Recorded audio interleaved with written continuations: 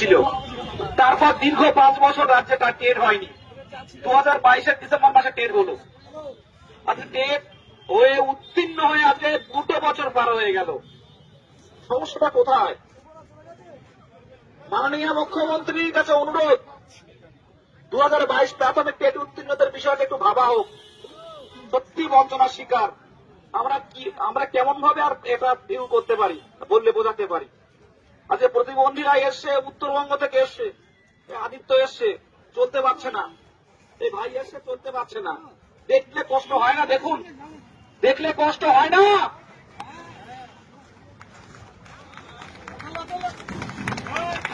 আমরা হবু শিক্ষক হিসেবে আর কেমন ভাবে সমাজের কাছে তুলে ধরতে পারি? আজকে যে মহামিছিল হলো, কোন একটা রাজনৈতিক মিছিল এত বড় এত জন আসে না। কর্মসূচি ডাক দেয়, আমি আবার আসবো, সবার সামনে কথা দিয়ে গেলাম আমি। যেহেতু দীর্ঘদিন আমরা বসে আছি, তাই 50,000 ভ্যাকান্সি আমাকে নড়বো না। আমরা যারা এসছেন, আজকে ধর্মতলা থেকে প্রতিজ্ঞা করুন, ডিসেম্বর মাসে ফার্স্ট উইকে যদি আমাদের অন্তত ফর্ম ফিল আপ করে না রাখা হয়, বিকাশ ভবন অবরুদ্ধ হবে।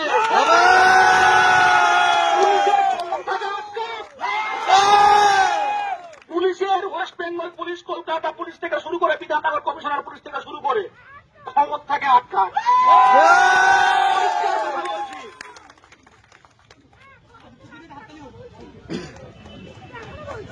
পুলিশ কিন্তু আমাদের মুখ্যমন্ত্রীর কাছে নিয়ে যাবেন না, সেই ক্ষমতা নেই।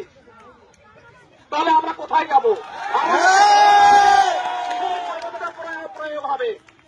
সেই ক্ষমতাটা প্রয়োগ হবে। বিধাননগরে আটকানো, মানে বিকাশ ভবনে আটকানো হবে, কোন অফিসারকে ঢুকতে দেওয়া হবে না। সামনের দিকে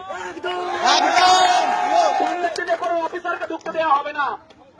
বিকাশ ভবনের অফিসার বলুন মানুষের সুবিধার জন্য, প্রাথমিক পর্ষদ মানুষের ভালোর জন্য, টেট উত্তীর্ণদের জন্য।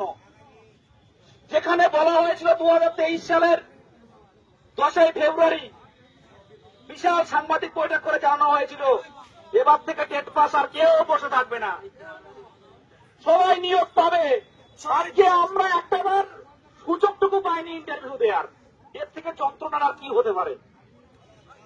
বুকে আগুন জ্বলছে সবার। এই আগুন কখন বিস্ফোরণ হবে কেউ জানে না। ছাত্র আন্দোলন কাকে বলে পৃথিবী দেখেছে। আমরা কিন্তু হবু শিক্ষক হিসেবে কিন্তু বেশি কথা বলতে চাই না, কোন রাজনৈতিক কোন পলিটিক্সের মধ্যে ঢুকতে চাই না, কিন্তু আমাদের বাধ্য করা হচ্ছে। আজকে কেন এই কনকনে ঠান্ডায় পুরুলিয়া থেকে টেট উত্তীর্ণরা, যারা কোনোদিন কলকাতার রাজপথ দেখেনি, যারা কলকাতা খাতায় লিখেছে কলকাতায় কোনোদিন আসেনি, সেই বোনেদের কেন আসতে হলো? এক রাত জেগে বাসে করে 3টে বাস ভাড়া করে নিয়ে এসছে, তাদের বাবারা সৌনাস নেচে দেখাচ্ছে মুখ্যমন্ত্রীকে। তারপরে যদি উনি আমাদের কথায় যদি স্বতঃস্ফূর্ত ভাবে বার্তা না দেন, লড়াইটা কিন্তু চোখে চোখ রেখে হবে। লড়াইটা কিন্তু চোখে চোখ রেখে হবে। আমরা পারি 10 লক্ষ শূন্য পদের প্রতিশ্রুতি প্রত্যেকটা প্ল্যাটফর্মে দেওয়া হয়েছে।